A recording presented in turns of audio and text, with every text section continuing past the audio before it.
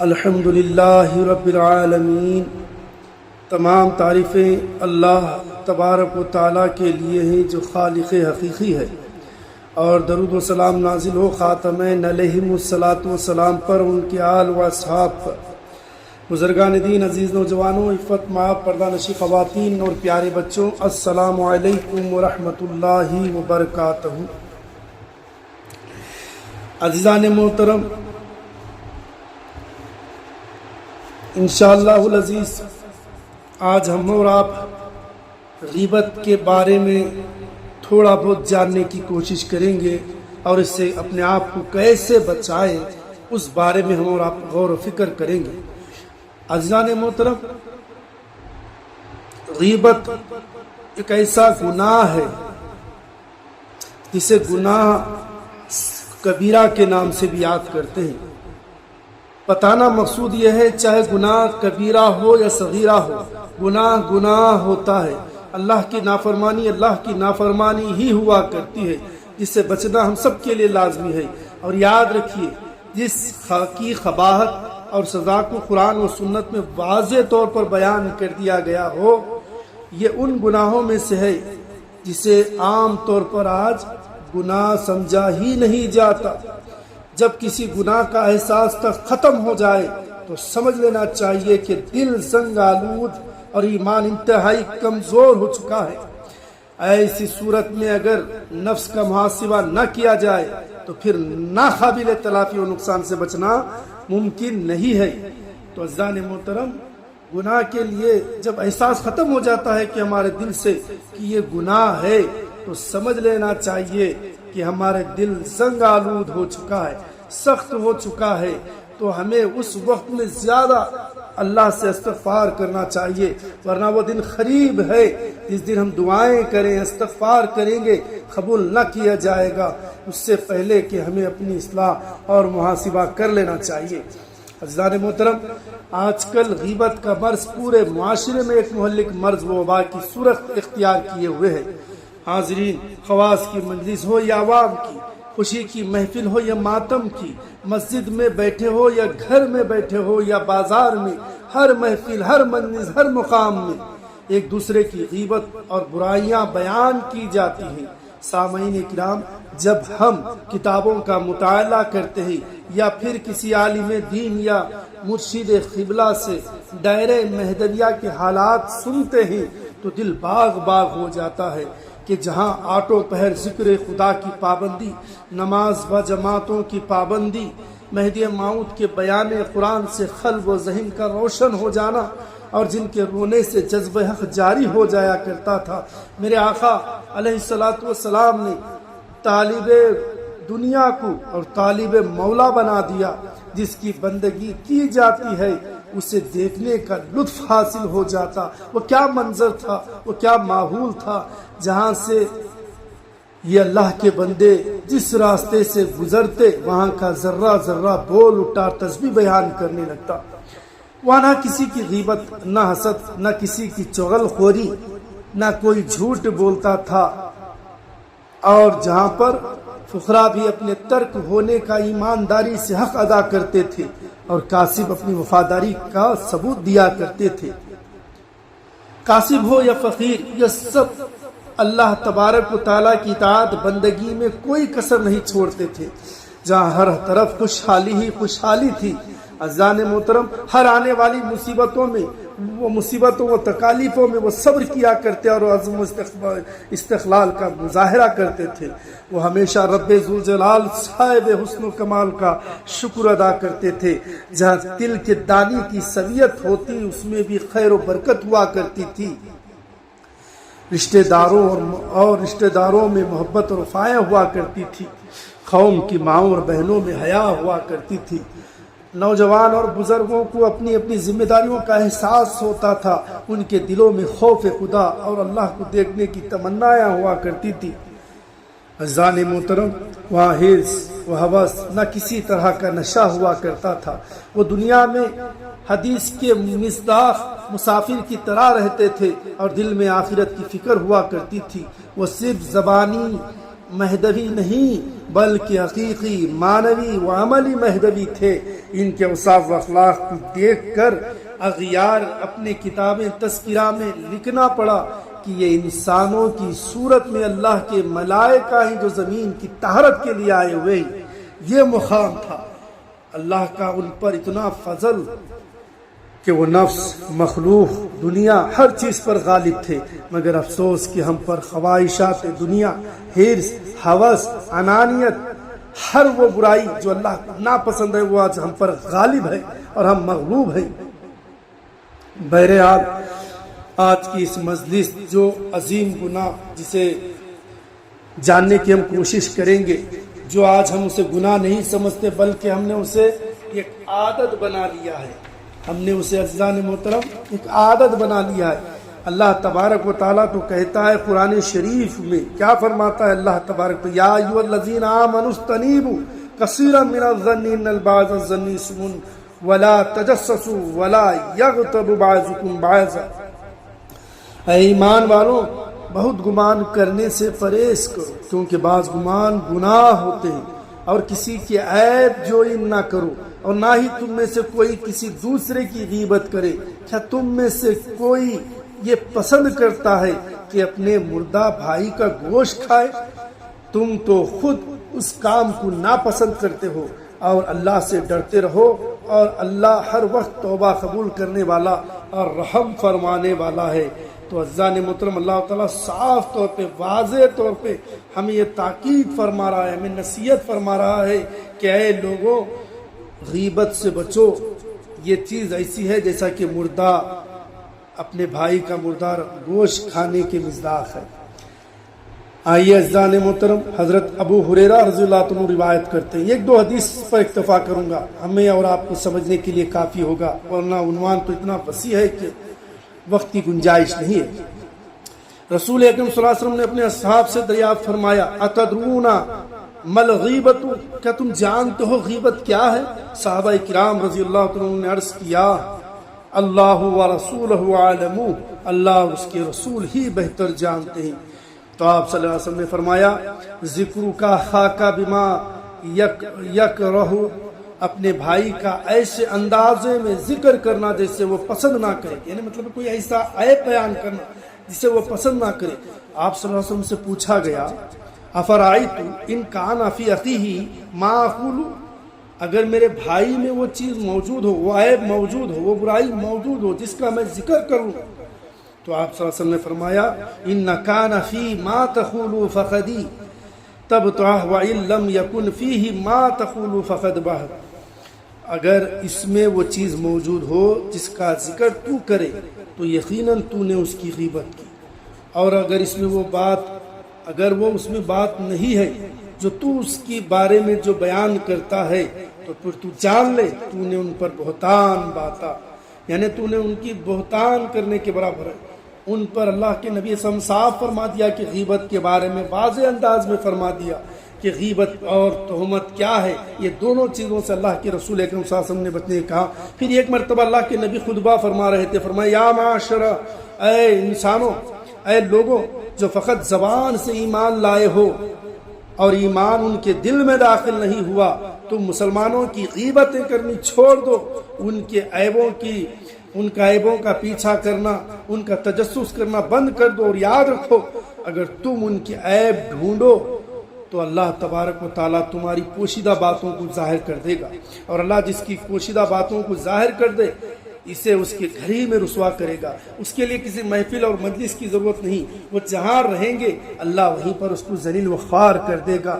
اسی لیے اللہ کے نبی نے خطبے میں عنایت فرما دیا، ارشاد فرما دیا کہ ان چیزوں سے بچو، اور یاد رکھو غیبت خور کی بدبو جو اللہ کے نبی کریم کے صدقے سے سب نے سنا۔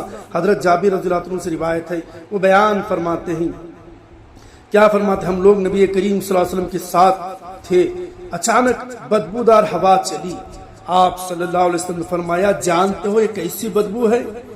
جانتے ہو یہ کیسی بدبو ہے؟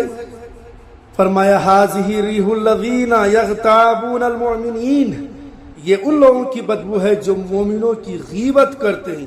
اللہ اکبر، جب دنیا ہی میں ان کی بدبو سے ظہیر مدفون ہو رہا ہے اور بے چینی بے قراری ہے، اللہ کے نبی نے فرمایا کہ یہ وہ لوگ ہیں جن کی بدبو ہے جو مومن کی غیبت کیا کرتے ہیں۔ عزیزان محترم، آئیے اللہ کے نبی کریم صلی اللہ علیہ وسلم جب شب معراج ہوئی تو معراج میں گئے۔ جب اللہ کے نبی فرماتے ہیں جب مجھے معراج کرائی گئی تو میرا گزر کچھ ایسے لوگوں کے پاس سے ہوا جن کے ناخن تانبے کے تھے، وہ ان سے اپنے چہرے اور سینوں کو نوچ رہے تھے۔ جو لوگوں کا گوشت کھاتے ہیں، جو لوگوں کا گوشت کھاتے ہیں یعنی غیبت کرتے ہیں، ان کی عزتوں کو پامال کرتے ہیں۔ آپ صلی اللہ علیہ وسلم کا گزر جب ہوا تو اللہ کے نبی کرم صلی اللہ علیہ وسلم نے پوچھا کہ یہ کون سے گروہ ہیں، تو اللہ کے نبی کریم کو بتایا گیا کہ غیبت خور ہیں جن کے تانبے کے جو ہیں ناخن ہیں اپنے چہروں اور سینوں کو نوچ رہے ہیں، جو لوگوں کا گوشت کھاتے ہیں یعنی غیبت کرنے والوں کو، اور دوسروں کی عزتوں کو پامال کرنے والے۔ دو لوگ ایسے ہیں جو خود کا ہی گوشت کو نوچ نوچ کر کھا رہے ہیں، کتنا بدتر عذاب ہے، اللہ بچائے ہمارا۔ پھر آپ صلی اللہ علیہ وسلم کا گزر دو خبروں کے پاس سے ہوا عزیزان محترم۔ پھر انہما لا یعذبان، یعنی اللہ کے نبی کریم صلی اللہ علیہ وسلم کا جب گزر ہوا دو خبروں پر سے تو دیکھا کہ ان دونوں خبر والوں کو عذاب دیا جا رہا تھا، ان دونوں کو عذاب دیا جا رہا تھا۔ ان میں سے احدہما، ان میں سے ایک کو احدہما فیغضب، ان میں سے ایک کو جو عذاب، ان کا گناہ صرف اتنا تھا، ایک تو جو ہے پیشاب کی ناپاکی کرتا تھا، پیشاب سے چھینٹوں سے نہیں بچتا تھا، اور دوسرا یہ تھا کہ وہ غیبت کیا کرتا تھا، پیٹھ پیچھے برائی بیان کرتا تھا۔ فرمایا وَمَلْ آخَرُ فَيُعَذِّبُ مِنَ الْغِیبَةِ، اور دوسرے کو اس سبب سے عذاب ہو رہا تھا کہ وہ غیبت کیا کرتا تھا۔ عزیزان محترم، آپ نے دیکھا کہ رسول اکرم صلی اللہ علیہ وسلم کی موجودگی میں صحابہ نے بھی دیکھا کہ دونوں قبروں میں صرف عذاب ہو رہا ہے، صرف ایک پیشاب کی جو ناپاکی خطروں کو اپنے آپ سے جسم کو پاک نہیں رکھتا تھا، تو دوسرا وہ تھا کہ وہ غیبت خور تھا، اسی لیے یہ عذاب میں ملوث تھا۔ تو عزیزان محترم، ہم اور آپ کو یہ غیبت جیسا جو کبیرہ گناہ ہے اس سے ہم اور آپ کو بچنا ہے۔ آئیے جب اور ایک حدیث جس حدیث کو مشہور کے نام سے بھی یاد کرتے ہیں، اب وہ حدیث سننے سے رونگٹے کھڑے ہو جاتے ہیں۔ اللہ کے نبی کریم صلی اللہ علیہ وسلم نے ارشاد فرمایا الغیبت واشد من الزنا، غیبت کا گناہ زنا سے سخت ہے۔ اللہ بچائے ہمیں اور ہماری قوم اور ملت کے نوجوان مرد عورتوں کو کہ زنا بھی خود گناہ کبیرہ ہے، مگر غیبت کے مقابل میں حدیث مشہور میں یہ ہے کہ الغیبت واشد من الزنا، یعنی غیبت کا گناہ زنا سے سخت ہے۔ پھر اس کی وجہ فرمایا وکیف قال الرجل، اس کے بعد میں اس کی وجہ بیان کرتے ہیں۔ کیا بیان فرماتے ہیں؟ غیبت کا گناہ زنا سے سخت ہے۔ عرض کیا گیا وہ کیسے؟ تو آپ صلی اللہ علیہ وسلم نے فرمایا آدمی زنا کرتا ہے تو پھر توبہ کر لیتا ہے، ثم یتوب فیتوب اللہ علیہ، توبہ کر لیتا ہے تو اللہ تعالیٰ اس کی توبہ قبول کر لیتا ہے۔ وَإِنَّ صَاحِبُ الْغِیبَةُ، مگر غیبت کرنے والے کی بخشش نہیں ہوتی۔ کیا فرما رہے؟ وَإِنَّ صَاحِبَ الْغِیبَةُ لَا يُغْفَرْ لَهُ حَتَّى يَغْفِرَ لَهُ صَاحِبًا، مگر غیبت کرنے والے کی بخشش نہیں ہوتی جب تک کہ وہ شخص جس کی غیبت کر رہا ہے اسے وہ معاف نہ کر دے، جس کی وہ غیبت کر رہا ہے، جس کی پیٹھ پیچھے برائی بیان کر رہا ہے، اس کی یہ برائی معافی نہ مانگ لے۔ کیونکہ وقت واحد میں دیکھتے ہیں کہ جو گناہ علانیہ طور پر کیا جاتا ہے، غیبت علانیہ طور پر کی جاتی ہے، اور علانیہ گناہ کی جو کرتے ہیں تو اللہ تعالیٰ اس کو ناپسند فرماتا ہے۔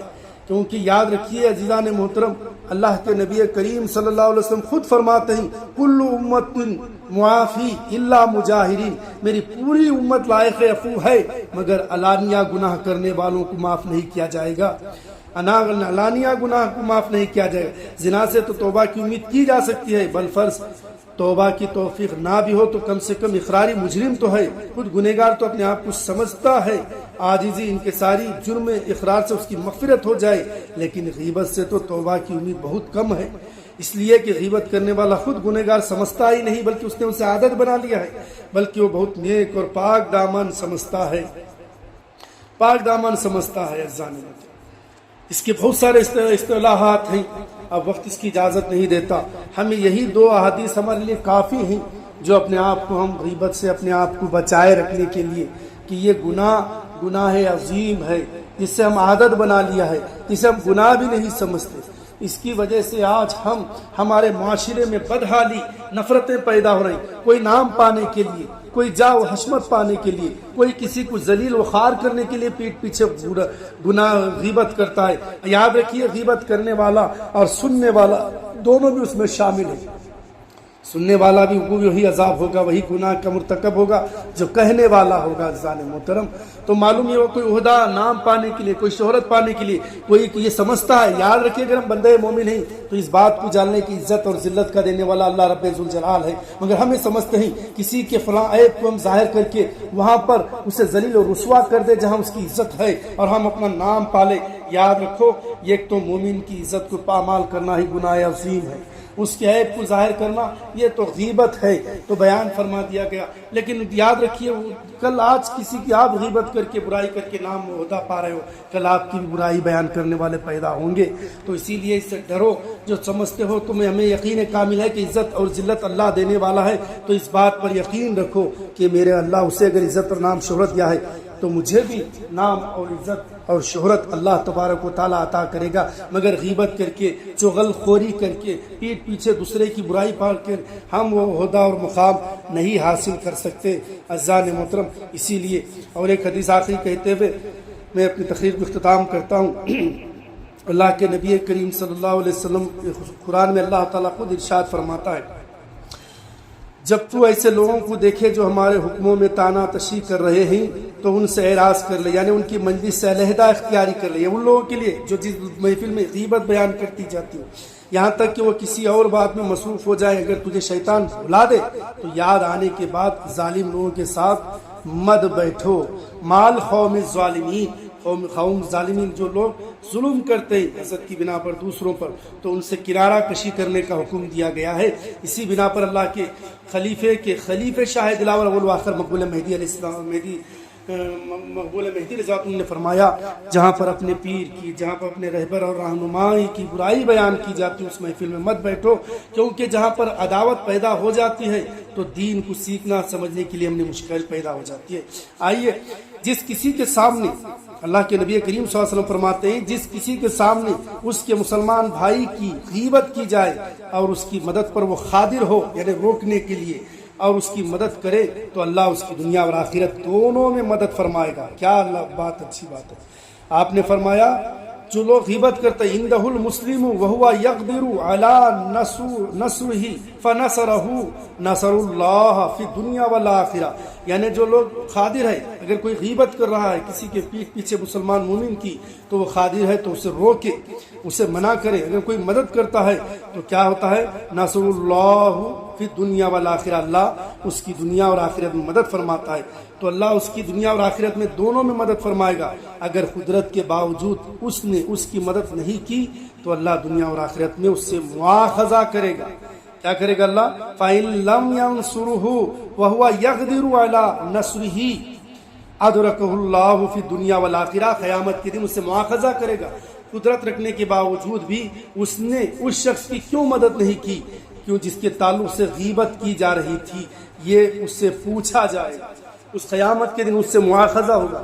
اللہ ہمیں اور آپ کو ان چیزوں سے بچائے رکھے عزیزان محترم۔ اور غیبت اتنا بڑا گناہ ہے، اولیاء کرام کا عمل یہ رہا، جب کوئی کسی کی برائی کرتے تو ایک صحابی تو ایک اللہ کے بندے ایسے تھے، ان کے پلیٹ میں کھجوریں تھے، فوراً اس کو انہوں نے کہا کہ آپ کے تعلق سے کوئی آپ کی برائی بیان کرتا ہے، تو آپ نے کہا فوراً لے جا کر اسے کھجور کی تھالی پیش کی، کہا میرے پاس تو صرف اتنا ہی ہے، شکر ہے کہ تم نے مجھے نیکیاں دی اور اس کے بدلے میں صرف کھجور دے رہا ہوں۔ مطلب جو کوئی کسی کی غیبت کرتا ہے تو سارے اس کے گناہ اسے دے دیے جائیں گے اور اس کے نیکیاں اسے عطا کر دیے جائیں گے، بیٹھے بٹھائے مل جائیں گے۔ اور یاد رکھیے جب ہم کو احساس ہو جائے گا کہ ہم نے اتنا بڑا گناہ کیا تب ہم اسے تلافی کر پائیں گے، تو تلافی ممکن نہیں ہوگی۔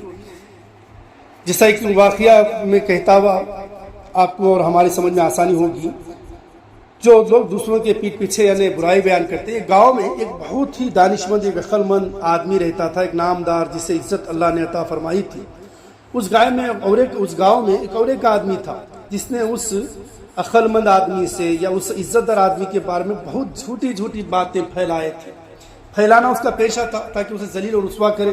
کچھ عرصہ بعد اس آدمی کو اپنی غلطی کا احساس ہوا کہ میں جو کر رہا ہوں فلاں آدمی کے تعلق سے غلط ہے. اسے احساس ہوا کہ میں کر رہا ہوں گناہ ہے. اس نے جا کر اس عزت دار آدمی سے جسے اللہ نے عطا کیا ہے اس سے معافی مانگی. اس نے کہا میں اپنی غلطی پر بہت شرمندہ ہوں, میں کیا کروں تاکہ آپ مجھے معاف کر دیں. اس صاحب عزت آدمی نے اس سے کہا آپ ایک کام کر سکتے ہو, ایک ایسا تکیہ لو جس میں پر بھرے ہو, اس کو پھاڑ دو اور پروں کو بکھیر دو. اور اس آدمی کو پتا نہیں تھا کہ اس عقل مند آدمی نے اسے ایسا کرنے کو کیوں کہا, لیکن اس نے جا کر ویسا ہی کیا. پھر وہ عقل مند آدمی کے پاس گیا اور پوچھا اب تو آپ نے مجھے معاف کر دیا ہوگا. عقل مند آدمی نے کہا پہلے جا کر وہ سارے پروں کو اکٹھا کرو. جو پر اس آدمی نے کہا یہ تو بہت مشکل ہے, پر تو ہوا میں اڑ گئے ہیں, اب میں ان کو کہاں تلاش کروں. اس عقل مند آدمی جسے اللہ نے عزت عطا فرمایا تھا وہ آدمی نے اس سے کہا جس طرح پر چاروں طرف بکھر گئے ہیں اسی طرح آپ کی جھوٹی باتیں بھی چاروں طرف پھیل گئی ہیں. جس طرح آپ پروں کو اکٹھا نہیں کر سکتے اسی طرح آپ لوگوں کے ذہن سے وہ جھوٹی باتیں نہیں نکال سکتے جو آپ نے میرے بارے میں فرمائی ہے. اللہ اکبر. جب انسان کو احساس ہوتا ہے جب تک وقت بہت ہو جاتا ہے اسے توبہ بھی نصیب نہیں ہوتی. جو پھیلائی لوگوں کی ذات میں باتیں جھوٹی جاتی ہے لوگ اس کے اندر کیونکہ اچھی بات بہت کم پھیلتی ہے مگر بری باتیں بہت جلدی پھیل جاتی ہیں اور لوگ بغیر اعتماد کے اس بات پر یقین بھی کر لیتے ہیں اور خود وہ غور و فکر کرنے کی کوشش نہیں کرتے کیا صحیح ہے کیا غلط ہے. تو اسی لیے شاعر نے کیا اچھی بات کہی نہ تھی جب ہمیں اپنے عیبوں پر نظر رہے دیکھتے لوگوں کے عیب و ہنر, پڑی جب ہمیں اپنے عیبوں پر نظر تو کوئی بھی جہاں میں برا نہ رہا. نیک نے نیک جانا بد نے بد جانا مجھے, نیک نے نیک جانا بد نے بد جانا مجھے, جتنا کسی کا ظرف تھا اتنا پہچانا مجھے. اے زاہد کسی رند کو نگاہ کم سے نہ دیکھ, اے زاہد کسی رند کو نگاہ کم سے نہ دیکھ, کیا پتا اللہ کو تو ہے یا وہ پسند. تو بہرحال سامعین کرام کاش ایسا ہو جائے کہ اللہ ہم سے گناہوں سے بچنے کی توفیق دے. سامعین کرام ایک ایسا دوست ایک ایسا رہبر ایک ایسا قریبی ہو جو ہمیں اس وقت نصیحت کرے جب ہم غافل ہو جائیں, اگر ہم بھول جائیں تو وہ ہمیں یاد دکھائے, اگر ہم ان کے سامنے کسی کی غیبت کرے تو اس وقت ہمیں منع کرے یا پھر ڈانٹے. اگر اللہ کے فضل سے ایسا دوست و رہبر مل جائیں تو اللہ کا شکر ادا کرو, کیونکہ اس نے ہماری دنیا کے ساتھ ساتھ آخرت بھی بچا لی اور وہی ہمارا حقیقی دوست اور حقیقی رہبر ہے. تو بہرحال یہ مختصر سی چند احادیث کی باتوں پر ہم نے اکتفا کیا ہے. یہ گناہ عظیم ہے جسے آج ہم گناہ نہیں بلکہ عادت بنا لیا ہے. اس سے ہمیں اور آپ کو بچنا ہے جس سے کئی گھر تباہ ہو گئے, کئی لوگوں کی زندگیاں اجڑ گئی, کئی لوگوں کو ذلت اور رسوائی کا سامنا کرنا پڑا صرف ایک جھوٹ سے, ایک چغل خوری سے, یہ غیبت سے کتنے گھر تباہ کیے. بس اللہ انہیں احساس دے. اللہ کے نبی نے فرمایا ان کے لیے چاہیے کہ ان سے معافی مانگے, جب تک وہ معاف نہ کرے اللہ بھی معاف نہیں کرتا. اور جو لوگ مر گئے انتقال ہو گئے جن کی غیبت کرتے تھے ان کے تعلق سے وہ استغفار کثرت سے کرے, شاید کہ ہمارا اللہ ہمیں معاف کر دے. اسی وجہ ہے کہ آج ہمارے گھروں میں بے رونقی بے رخی پائی جا رہی ہے, دعاؤں میں اثر نہیں پاتی. اللہ ہم تمام کو چغل خوری غیبت ہر گناہ جو صغیرہ ہو یا کبیرہ ہر گناہوں سے اللہ میں محفوظ رکھ اور تیری اطاعت عبادت اور بندگی کرنے کی ہمیں توفیق عطا فرمائے. وآخر دعوانا الحمد للہ رب العالمین.